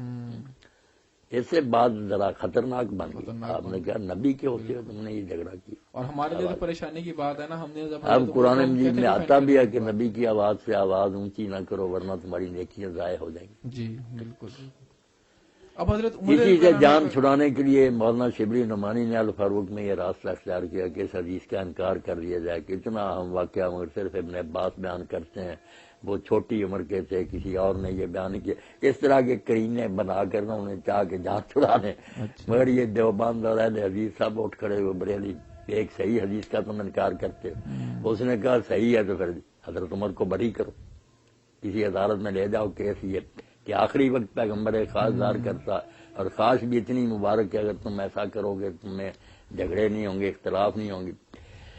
تو جب ابن عباس رضی نے یہ مجاہد بیان کی تو بڑا روئے. جب پوچھا نا آج کون سا دن ہے، لوگوں نے کہا جمعرات، تو اتنا روئے کہ ان کی آنکھوں سے آنسو گر کر نا جو پلاٹ میں کنکریاں تھی وہ بھی چار رہی. تو انہوں نے کہا جمعرات کے نام پر، انہوں نے کہا یہی منحوس دن تھا جس میں حضور نے یہ کہا تو لوگوں نے شور کر دیا، اور اس شور کی وجہ سے آپ کے راستے میں رکاوٹ ڈال دی تو لکھنے میں روڑا اٹکا دیا. اور یہ جو کچھ اب تم بھگت رہے ہو نا جنگ جمل اور سفینی، سارا اس کا بدلہ. اگر اس وقت تم لکھنے دیتے تو یہ حال تمہارا کیوں ہوتا؟ اب ہم کیا کریں؟ ہم کچھ نہیں کر سکتے بھائی، یہی کہیں گے کہ اللہ کو جو منظور تھا ہو گیا، کام برا ہوا. یہ کہنا چاہیے، یہ نہیں کہنا چاہیے. اگر ہم کہنا کہ حضور غلط کہہ رہے تھے لکھوانے کا رضا، آپ جھوٹے تھے عمر سچا تھا، تو پھر یہ تو نبی پاک کے خلاف نہیں کہیں گے. آپ کا ارادہ ٹھیک تھا مگر بات ہماری بدقسمتی کیا ہے. کئی چیزیں جن کی وجہ سے برکت سے رہ گیا. علامہ جو ہے نا شاطبی بہت عالم ہے، الموافقات لکھی 4 جلدوں میں اصول دین پر. تو اس میں ایک فصل لکھی کہ استاد کی بے ادبی سے آدمی بہت چیزوں سے محروم رہ جاتا ہے. اس میں کہا کہ موسیٰ علیہ السلام کے بارے میں حضور نے فرمایا کہ اللہ موسیٰ پر رحم کرے، اگر وہ تھوڑا صبر اور کرتا خضر کے ساتھ تو کئی اور راز ہمیں معلوم ہوتے، مگر اسے صبر نہ ہو سکا. اور دوسرا حوالہ دیا کہ رسول اللہ کو اللہ نے بتا دیا کہ شب قدر جو ہے نا فلاں رات ہے رمضان کی، آپ بتانے کے لیے آئے، مگر 2 صحابی جھگڑ پڑے، ان کی لڑائی میں اللہ نے آپ کے ذہن سے وہ نکال لیا. اس نحوس لڑائی کی وجہ سے اس برکت سے بھی رہ گئے. اور تیسرا حوالہ یہ دیا کہ جب رسول اللہ لکھوانا چاہتے تھے، کوئی خلافت کا فیصلہ ہو جاتا تو شور و غل کی وجہ سے رہ گیا. بعد میں پھر کیا ہو، وہ تنازع اب تک ختم ہی نہیں ہوئے. اچھا اس بارے میں کچھ پتا ہے کہ آپ صلی اللہ علیہ وسلم کیا حضرت علی رضی اللہ عنہ کے لیے لکھوانا چاہتے تھے؟ ہمارے پاس جو ریکارڈ ہے اس سے تو پتا چلتا ہے کہ آپ حضرت ابوبکر ان کا لکھنا چاہتے ہیں، ابو بکر صدیق کے لیے۔ کیونکہ آپ نے انہی حدیثوں میں آتا، میں اسی لیے کہتا ہوں کہ اگر لکھوانے کی باتوں کو مانتے ہو جس میں شیعہ حضرات تو وہ بھی اسی دور کی ہیں کہ آپ نے لکھوانے کے لیے کہا کہ ابو بکر کو بلاؤ تاکہ میں اس کے لیے لکھ دوں، بعد میں کوئی تمنا کرنے والا تمنا نہ کرے اور نہ کوئی جھگڑا کرنے والا، پھر بعد نے کہا نہیں اللہ اور مومنوں کو ابو بکر کے ساتھ پسند ہی کوئی نہیں آئے گا، یا ویسے ہی آیا آتا ہی ہونا رہنے دو لکھنے کو، یہ لکھنے کی بات آتی ہے نا اسی بیماری کے بارے میں۔ اچھا ہاں یہ ساتھ ہے حضرت بالکل حضرت ابوبکر کے بارے میں یہ اسی صحیح بخاری مسلم سب کتابوں میں آتا۔ اچھا آپ کے بارے میں یہ ایک بڑی کنفیوژن ہے نا کہ ایک اہل سنت کا عقیدہ یہی سمجھا جاتا ہے کہ حضرت ابوبکر صدیق جو ہیں وہ سب سے زیادہ افضل ہیں، اب آپ یہ بتا دیں کہ آپ حضرت علی کو زیادہ افضل سمجھتے ہیں؟ یہ میرے بچے آپ سمجھ رہے ہیں یہ تفضیل کا مسئلہ جو ہے نا کہ فلاں افضل ہے فلاں افضل، یہ اس کی کوئی بنیاد نہیں، نہ یہ کوئی دین کا مسئلہ ہے۔ آخرت میں کون جا کر سب سے اعلیٰ درجہ پائے گا یہ اللہ جانتا۔ دنیا میں جن کے ہاتھوں سے دین کے کام ہوئے نا جن کے دور میں یہ اللہ کی پسند ہے وہ ابوبکر اور عمر ہے۔ شیخین کے دور میں اسلام کو جو غلبہ ملا نا اور دنیا میں نیکیاں پھیلیں وہ بعد کی حکومتیں فتنہ کا شکار ہو گئیں، بندے وہ بھی کم نہیں تھے حضرت عثمان علی، مگر ہماری بدقسمتی سمجھے کہ آپ اس میں لڑائیاں شروع ہو گئیں، اتنا نہیں پھر دین کا کام ہو سکا جتنا شیخین کے زمانے میں۔ اس لیے کار نبوت سر انجام دینے میں تو یہ دونوں ان کا دور بہت اعلیٰ ہے۔ باقی اللہ کے ہاں کون افضل ہے کون ہے اس میں ہم کیا پڑھیں، نہ یہ کوئی فائدے کی بات، سب کا ادب کریں گے، ان کی حکومتیں جس جس وقت بنی ہیں امت نے انہیں چنا ہے۔ یہاں ایک روایت جو حضرت ابن مسعود سے نا اور ہمارے یہ ساتھی بریلوی حضرات پیش کر دیتے ہیں بدعت کے بارے میں کہ انہوں نے کہا جس کو مسلمان اچھا سمجھنا کام کو مارا المسلمون حسن فہو عند اللہ حسن، اس کو کہتے ہیں کہ مسلمانوں نے اب یہ پسند کر لیا، سارے لائٹیں کرتے ہیں فلانے اس طرح ساری بیتوں کے بارے میں، تو حالانکہ یہ بات انہوں نے جمہوریت کے بارے میں کہی، یہ جو ہے نا دعویٰ وغیرہ بھی بعد آ جائیں جمہوریت کو کفر قرآن نہ کہے، انہوں نے کہا جس چیز کو مسلمان پسند کر لیتے ہیں سب کے سب وہ اللہ کو بھی پسند ہے، جس کو وہ برا، اور مثال دی کہ مسلمانوں نے ابو بکر کو پسند کیا خلیفہ، تو اللہ یہاں خلافت کا آگے حوالہ ہے، تو پتہ چلا کہ جس کو امت چنے صحیح مومن مسلمان لوگ وہ ٹھیک ہے اللہ کے نبی صحیح خلیفہ۔ اچھا آپ نے ایک بار کہا تھا کہ کلمہ طیبہ جو ہے لا الہ الا اللہ محمد رسول اللہ یہ نہ قرآن میں اکٹھا آیا نہ حدیث میں آیا، تو یہ کب اکٹھا کیا گیا؟ اس میں بیٹا کوئی شک نہیں، لا الہ الا اللہ بھی دین ہے محمد رسول اللہ بھی دین ہے، دونوں کی گواہی دیتے ہیں تو مسلمان ہوتے ہیں، قرآن حدیث میں سب یہ بڑے ہیں دونوں، مگر اس طرح جو کلمہ طیبہ نا کہ ملا کر لا الہ الا اللہ محمد رسول اللہ نہ کسی آیت میں نہ کسی حدیث میں، بعد میں نیک لوگ اگر پڑھتے ہیں پڑھتے پھریں، مگر جو ذکر کا آپ نے کہا نا افضل الذکر لا الہ الا اللہ، وہ صرف لا الہ الا اللہ ہے، اس میں محمد تو پھر سے پہلا کلمہ کہنے سے کیا مراد؟ پہلا کلمہ جو ہے نا لوگوں نے آپ ہی یہ بات بنائی کہ پہلا کلمہ طیبہ اور یہ پڑھتے ہیں، کلمہ شہادت جو ہے نا یہ حضور اتحیات میں ہی پڑھتے تھے، جب کوئی مسلمان ہوتا تھا اس سے بھی گواہی لی جاتی تھی، اشہد ان لا الہ الا اللہ وحدہ لا شریک لہ واشہد ان محمدا عبدہ ورسولہ، یہ پکا کلمہ۔ اچھا تو یعنی کلمہ طیبہ کی کوئی شرعی حیثیت نہیں؟ نہیں شرعی حیثیت کوئی، دونوں کلمے الگ الگ بالکل ٹھیک ہی ٹھیک ہے، عین دین۔ اچھا آپ ذرا فقہی مسائل کی طرف آ جاتے ہیں، کر لیں ذرا۔ با جماعت نماز ہو رہی ہو اس میں اگر ہم دوسری رکعت میں پہنچے تو جب پہلی رکعت امام کی دوسری ہوگی ہماری پہلی ہوگی، آپ کی اس کے بعد پہلی کھڑے ہوں گے تو رفع دین کریں گے؟ ہاں جو تیسری رکعت میں اٹھتا ہے کیا جاتا نا، ہاں جی ہے تو ایسا ہی بھی ہمیشہ نہیں حضور نے کیا کبھی کیا، اسی لیے زیادہ حدیثوں میں اس کا ذکر نہیں آتا، کسی میں آتا کہ آپ نے اس وقت بھی کیا تو اس وقت کریں گے۔ اچھا کیونکہ جب امام کے ساتھ آدمی شامل ہو گیا نا، دیکھیں نا وہ دوسری رکعت تھی ان کی وہ اتحیات بیٹھے، ہماری پہلی تھی ہمیں تو بیٹھنا نہیں چاہیے تھا، مگر اس لیے جب تک سلام نہیں نا امام کہتا جو کچھ وہ کر رہے ہیں ہم بالکل اسی طرح کریں گے جس طرح وہ کر رہے ہیں، بعد میں آزاد ہو کر پھر اپنا طریقہ۔ اچھا تیسری رکعت والا رفع دین کبھی کبھی کیا ہے؟ کبھی کبھی اچھا یہ پکا کیا، شروع میں رکوع کو جاتے رکوع سے کھڑے ہو۔ اچھا اس میں پھر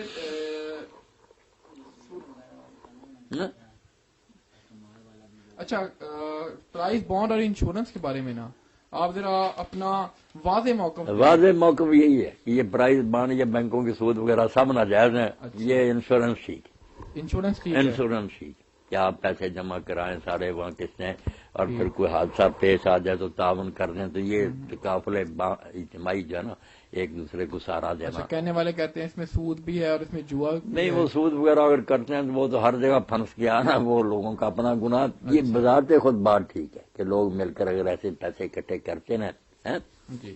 اچھا، حضرت علی رضی اللہ عنہ کی بیٹی کا نکاح حضرت عمر رضی اللہ عنہ سے ہوا تھا، یہ صحیح بات ہے؟ بالکل ہوا تھا، یہ ام کلثوم رضی اللہ تعالیٰ عنہ کا نکاح حضرت عمر سے ہوا، اس میں کوئی شک نہیں، واقعہ درست ہے۔ شیعہ سنی کتابیں بڑی آگے نا، لوگوں کا اپنا اپنا رجحان کہ وہ زبردستی ہوئی، ظلم ہوا، فلاں، وہ جو جی چاہتے کو کہتا رہے، نکاح بذات خود ثابت۔ اچھا، قبر پر عمارت بنانے کو حرام کہا جاتا ہے، حرام ہے۔ تو اب روضہ رسول پہ پھر ہم کیا کہیں؟ روضہ رسول علیہ السلام پر کوئی نئی عمارت نہیں بنائی گئی، وہ آپ کا گھر تھا، گھر میں آپ دفن کیے گئے، اور اس کی حکمت بھی ام المؤمنین عائشہ رضی اللہ عنہا نے بیان کی کہ اگر یہ خطرہ نہ ہوتا کہ لوگ پوجیں گے تو آپ کی قبر بھی کھلے میدان میں بنتی، شرک سے بچاؤ کے لیے آپ کو گھر میں دفن کیا گیا، اور آپ نے دعا بھی کی کہ اللہ میری قبر کو بت نہ بنانا کہ پوجا جائے۔ اور جو روزہ بنایا گیا وہ روضہ جو بنایا گیا نا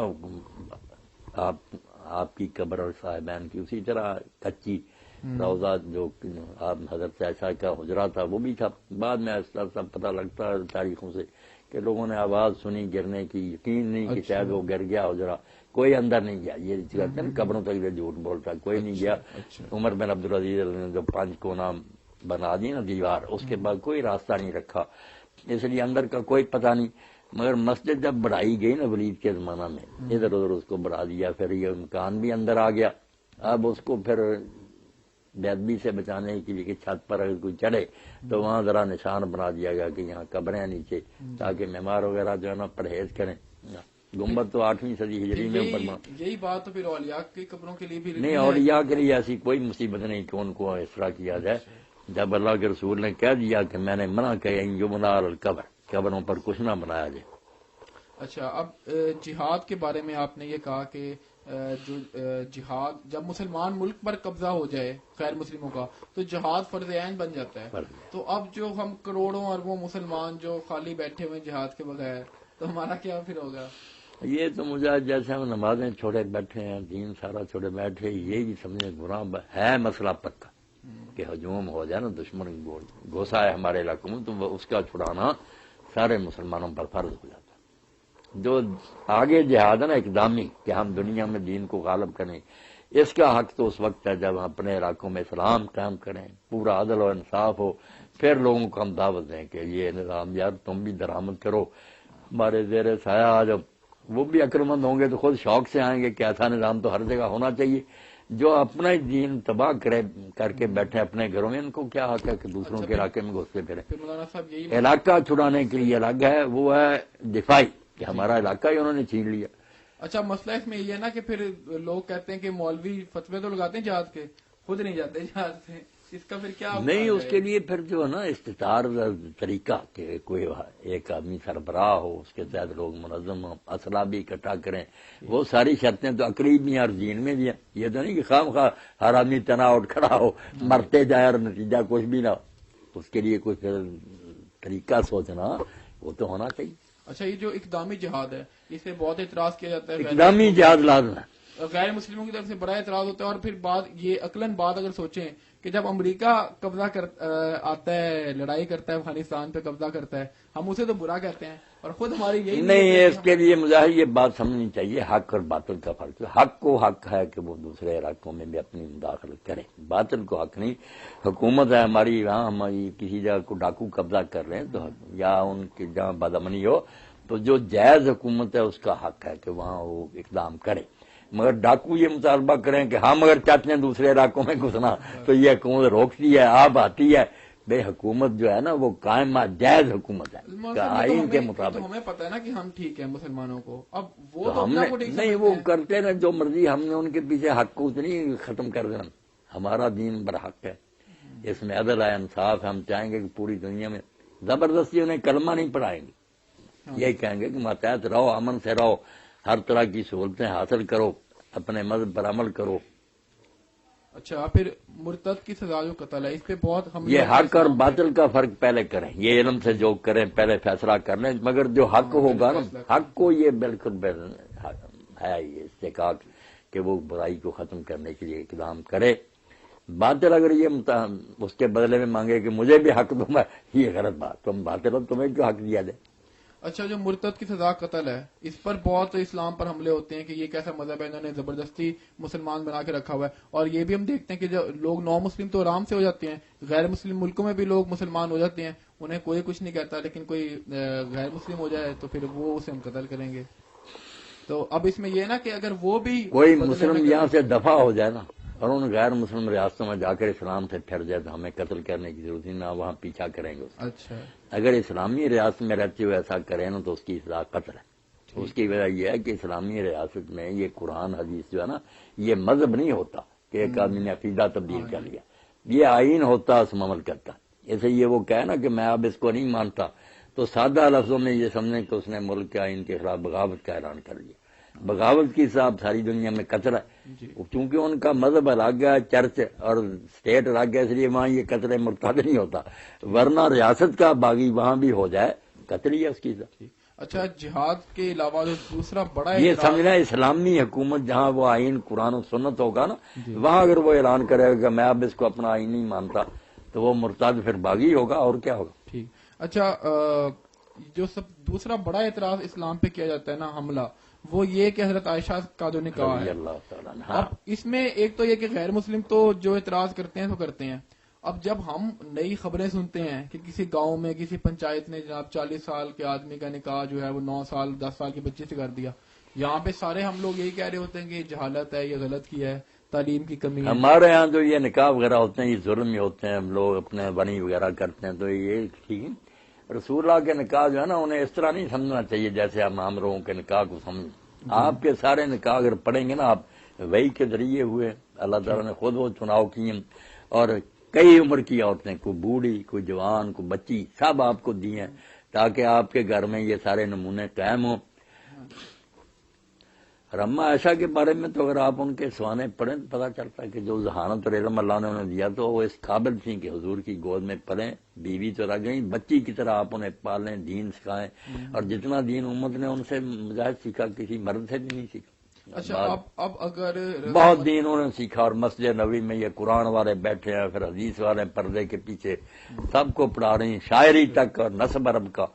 تو یہ تو اللہ تعالیٰ اگر چھوٹی عمر میں انہیں آپ کے گھر میں نہ لاتا تو امت بہت علم سے محروم رہ جاتی. یہ شہوت کے نقطہ نظر سے جو سوچتے رہتے ہیں انہیں نہیں سمجھ آ سکتے. ٹھیک. اچھا، آج اگر باہمی رضامندی کے ساتھ کسی اتنی عمر کی بچی کی شادی کر لی جائے تو ٹھیک ہوگا؟ جائز ہے. ٹھیک ہے. کئی مرتبہ ایسا ہی ہوتا ہے کہ ایک آدمی بیمار ہے، وہ سب کرنا ہے، یار قریب مرگ میری بچی کو کون بعد میں کرے گا، اس کا وہ آدمی کر جاتا ہے مناسب سمجھ کر. تو کیا اعتراض ہے؟ اچھا مولانا صاحب، میں ہونا چاہیے. جو لوگ اب آج کے زمانے میں جو غلط لوگ ہیں انہیں غلط تو کہنا ہمارا فرض بنتا ہے. اب مسئلہ یہ ہے کہ آپ نے تقریر کی ہوئی ہے ضمیر اختر نقوی کے ساتھ جو شیعہ ذاکر ہے، ٹھیک ہے، ضمیر اختر نقوی. تو اب وہ جس قسم کی اس نے باتیں کی ہوئی ہیں پکا وہ جس طرح کھلم کھلا شرک نہیں، غالی ہے، غالی. آپ اس کا کیا کہہ رہے ہیں؟ نہیں، میں نے اس کو کیا کہا، کوئی میں نے اس کی چائز نہیں کی، نہ اس کے حق میں کوئی بات کی. آپ نے تقریر کے وہ میرے دوست تھے وکیل، انہوں نے انہیں بلایا تھا، مجھے بھی کہا کہ آپ نے بھی آنا، بڑی محبت ہے انہیں نظیم شبلی سے مجھے، تو لے گئے. میں نے کوئی اس کی چائز نہیں. آپ نے شروع میں کہا کہ ضمیر اختر جو ہیں وہ حضرت علی رضی اللہ عنہ کی مداح بیان کرتے ہیں تو ان سے یہ خوشبو آتی ہے اور اس طرح کی بات. نہیں، میرے علم میں نہیں کہ میں نے یہ بات نہیں، میں نہیں ایسی تعریفیں کسی کرتا تھا، میرے ذہن میں کوئی نہیں ایسی بات. میں سنا تو مجھے بھی سنا ہے، باقی وہ بات غلط کرتا، تفویضی ہے نا کہ اللہ نے علی کے سپرد کر دیا، وہی رزق دیتے ہیں، وہی زندہ کرتے ہیں، مارے شرکیہ باتیں کرتا، غالی. اچھا، 73 فرقوں والی حدیث ٹھیک ہے؟ 73 والی ٹھیک ہے، مگر ہے مسلم. میں نے اکثر سنا ہے کہ آپ روانی میں نہیں، بہت سارے منکر بھی ہے نا کہ یہ نہیں ٹھیک، مگر ملا جلا کر کچھ لوگوں نے کہا صحیح، مگر وہ اتنی ٹھیک ہے کہ فرقے ہوں گے، مگر یہ جو ہے نا کہ سب دوزخ میں سوائے کہ یہ ٹکڑا نہیں ٹھیک، یہ ٹکڑا نہیں ٹھیک. اور جو انہیں کہا کافر ہیں وہ بھی غلط بات ہے. حضور نے کہا میری امت کے لوگ، آپ اکثر کہتے ہیں کہ یہ سب ناجی ہیں، آخر میں سب نجات پا جائیں گے. اگر عقیدوں کی کچھ خرابیاں ہوں گی تو اس کا بدلہ ملے گا، وہ بھی جو جان بوجھ کر کرتے ہیں. اچھا، آپ نے تو یہ بھی کہا ہے نا کہ 3 ہی فرقے ہیں، باقی 73 والی تو ساری کہانی ہے. بنیادی فرقے جو اس وقت موجود ہیں وہ 74 جو عقیدے کے ہیں. جی، وہ 3 ہے. میں تو امام شاطبی کی بات کو زیادہ صحیح سمجھتا ہوں کہ یہ 73 فرقے مذہبی نہیں کہ یہ مسئلوں والے، یہ سیاسی پارٹیاں کہ اس وقت ایک وقت بدقسمتی سے ایسا آئے گا کہ تانگا پارٹیاں ہوں گی حکومت کے لیے، اس لیے اس میں بعد میں آتا نا کہ جو الجماع ہوگی نا، اکثریت جس کو خلیفہ بنائے گی وہ ٹھیک ہے، گروہ باقی سب شرارتی ہیں، یہ بات ٹھیک ہے. اچھا کہ یہ سیاسی انتشار کی بات ہے. مذہبی فرقے جو ہیں 2-3 ہی آج، شیعہ ہیں، یہ آبادی ہیں بس. ٹھیک. اچھا حضور صلی اللہ علیہ وسلم سے مدد مانگنے کے معاملے میں نا یہ بریلوی ایک دلیل دیتے ہیں کہ قرآن پاک کی آیت ہے جب گناہ کر بیٹھو تو رسول صلی اللہ علیہ وسلم کے حضور حاضر ہو جاؤ اور گناہ کی معافی مانگو. اور اس کے ساتھ ساتھ ایک نابینا صحابی کا واقعہ بیان کیا جاتا ہے کہ ان کی آنکھ نکل گئی اذان کے دوران، تو وہ کوئی انہوں نے نہ وہ حکیم کے پاس گئے نہ انہوں نے جا کے اللہ سے مدد مانگی، وہ انہوں نے رسول اللہ صلی اللہ علیہ آپ وسلم نے کو بات کر لی، میں سمجھ گیا. ٹھیک. وقت ختم ہو رہا ہے، اذان ہو جائے. یہ جو ہے نا سورہ نساء کی آیت تھی، جب انہوں نے ظلم کیا تھا تیرے پاس آتے اللہ سے معافی مانگتے، اللہ کا رسول بھی ان کے لیے بخشی کی دعا کرتا تو اللہ کو وہ تواب و رحیم پاتی. یہ زندگی کی بات ہے کہ زندگی میں اگر لوگوں سے ہو جاتا، وہ بھی نہیں کہ اب ہر گناہ کی بات، کیونکہ یہ تو پردہ پوشی کے خلاف ہے نا. اللہ تو چاہتا کسی کو بھی نہ پتا چلے، اس لیے حضور کو جا کر بتانا میں نے یہ گناہ کیا، کوئی نیکی نہیں، نہ اس کا یہ مطلب ہے. وہاں سارا معاملات تحاکم الطاغوت کا کہ جو یہودیوں کی عدالتیں پیرل چل رہی تھیں، مسلمان کہلاتے ہوئے حضور کو چھوڑ کر ان کے پاس فیصلے لے جاتے تھے. جب پکڑے جاتے تو کہتے ہم یا رسول اللہ چاہتے ہیں کہ صلح سے سارے بہانے بناتے. تو اس کی بجائے اللہ نے کہا اگر بہانے بنانے کی، کسی بندے سے مناظرہ کر رہا تھا تو وہ طالبان جو ہے نا وہ اپنی باتوں کا دفاع کرنے کے لیے کہہ رہا تھا کہ غزوہ طائف ہوا، اس میں آدم صلی اللہ علیہ وسلم نے پانی چھوڑ دیا باغوں میں، اس سے ان کے بچے بھی مرے ہوں گے، ان کی عورتیں بھی مرے ہوں گی، اس لیے اگر ہم بچوں عورتوں کو مارتے ہیں تو کوئی اس میں نہیں، ایسا کوئی نہیں کیا آپ نے، ایسا کچھ نہیں ہے. اچھا یہ تو حرم شریف میں بر کر مر گیا. اچھا ٹھیک. اچھا اس میں ایک سوال ہے ابھی. ہاں تقیہ جو ہوتا ہے، تقیہ اور ایک تو ہوتا ہے توریہ. تقیہ کاف پر زبر نہ پڑے، تقیہ. تقیہ تقیہ اور ایک توریہ ہوتا ہے. توریہ یہ کیا ہے، ان میں سے کیا صحیح ہے کیا غلط ہے؟ تقیہ ساری امت مانتی ہے کہ تقیہ کرنا چاہیے. اچھا. اور یہ امام حسن بصری کا لکھا ہے، امام بخاری نے کہ تقیہ جائز قیامت، ایک قیامت تک بند نہیں ہوگا. اچھا. یہ تو مسلمانوں کو ایک بہت بچاؤ دے دیا گیا کہ اگر حالات ایسے ہیں کہ آپ مار کٹائی نہیں برداشت کر سکتے اور اس وقت کوئی بات کہہ دیں اپنے عقیدہ کے خلاف تو کوئی بات نہیں، مگر اس کو اتنا عام کر ہر وقت جھوٹ بولتے رہے، یہ تقیہ کوئی نہیں. تقیہ بچاؤ سے نا، تقویٰ سے، کہ اگر کسی جگہ اپنی حفاظت کے لیے کرنا پڑے تو کر لو. اچھا انہیں تو شیعوں سے ایسوسیٹ کیا جاتا ہے کہ نہیں، یہ سنی شیعہ دونوں میں، صرف اس کی حدود جو ہے نا کہ کہاں کرنا چاہیے گا وہ الگ بات. تقیہ سب مانتے ہیں. ٹھیک ہے. ٹھیک. مودودی صاحب نے تقیہ کی مثال لکھی نا کہ حضرت عمار بن یاسر کو جب پکڑ لیا، اب ان کے والد شہید کر دیے گئے، ماں شہید کر دی گئی، ان کی باری آئی تھی، انہوں نے پھر جو انہوں نے کہلایا نا حضور کو گالیاں دی، بتوں کو، اچھا تو روتے آئے. تو آپ نے فرمایا دل کا کیا حال تھا؟ تو کہا دل تو اسلام پر مطمئن تھا. تو فرمایا ان آدوفا، اگر وہ پھر ایسا کرے تو تم بھی ایسا کر لینا. تقیہ تو بچاؤ ہے مسلمانوں کا، خام خواہ مرتے کیوں رہے. مگر یہ جو ہے نا کہ ہر وقت جھوٹ بولنا، اس کو اگر کوئی تقیہ کہتا ظالم، یہ تقیت ہوا کوئی نہیں. اچھا اب آخر میں یہ بتا دیں گے بدعت والا جو معاملہ ہے نا یہ نہیں حل اور یہ ہوتا جو مانا کرا. اچھا ہاں جی. ہاں جی. ایسا لفظ بولنا، اتنی عقل ہو کہ ذرا بھی جھوٹ نہ ہو مگر دوسرا جو نا غلط سمجھتا ہے. جیسے حضرت ابوبکر رضی اللہ تعالیٰ عنہ سے جب سفر ہجرت میں لوگ پوچھتے تھے، ان کو تاجر لوگ جانتے تھے، حضور کو نہیں پہچانتے تھے. وہ کہتے ابوبکر یہ کون ہے تیرے ساتھ؟ وہ کہتے رجل یہدینا السبیل، یہ آدمی مجھے راستہ بتاتا. تو وہ شاید کہتے شاید جیسے علاقے کا کوئی آدمی ہے جو راستہ بتانے کے لیے لے لیا، ان کی مراد تھی کہ میرے رہبر ہے. تو تقیہ اور توریہ ٹھیک ہے. اچھا یہ بدعت والا جو مسئلہ ہے نا مولانا صاحب، یہ نہیں حل ہوتا. بدعت والا ہو گیا، آخر میں حضرت عثمان کی 2 اذانوں والی بات آ جاتی ہے کہ انہوں نے جمعے والے دن 2 اذانیں کروائی، اس کا کیا حل نکالیں آپ؟ بس میں 2 اذانیں نہیں کہلاتا، میرے ہاں نہیں ہوتی. اچھا. جو کہلواتے ہیں وہ بھی کہتے ہیں کہ خلیفہ راشد جو ہے اس کو حق ہے، حضور نے کہہ دیا تھا کہ میری سنت اور خلفائے راشدین کی سنت پر عمل کرو. اس کی یہ تشریح کرتے ہیں خلفائے راشدین کو جب یہ سینکشن مل گئی تو وہ جو نکالیں گے حدیث کے مطابق وہ سب منظور شدہ ہے. ان کی یہ پلی ہے، وہ اس طرح بچ جاتے ہیں. تو اب پھر آپ نہیں اگر اذان دو ہاں۔ تو پھر آپ حضرت عثمان کے بارے میں پھر کیا نہیں کہیں؟ کچھ نہیں کہ کچھ نہیں جیسے اور لوگوں سے بہت چیزیں ہوئی نا، حضرت عثمان نے جیسے 4 رکعتیں پڑھی مینار فاض وغیرہ میں، صحابہ نے انا للہ پڑھا، سب ناراض صحیح، ہوئے صحیح۔ کہ کیوں، مگر کس وجہ سے ان کو کافر بے دین تو نہیں کہتے، ہاں جی۔ ایک کام نہیں ٹھیک مگر وہ بہرحال رہا۔ لیکن اس پہ تو کوئی اعتراض نہیں کیا صحابہ کرام نے 2 اذانوں پہ تو؟ نہیں اس پر بھی ابن عمر کا تھا کہ وہ اچھا۔ کہتے تھے یہ بدعت ہی۔ اچھا کہتے تھے۔ چلیں ٹھیک ہے، بہت شکریہ، اللہ خیر۔ ٹائم دیا۔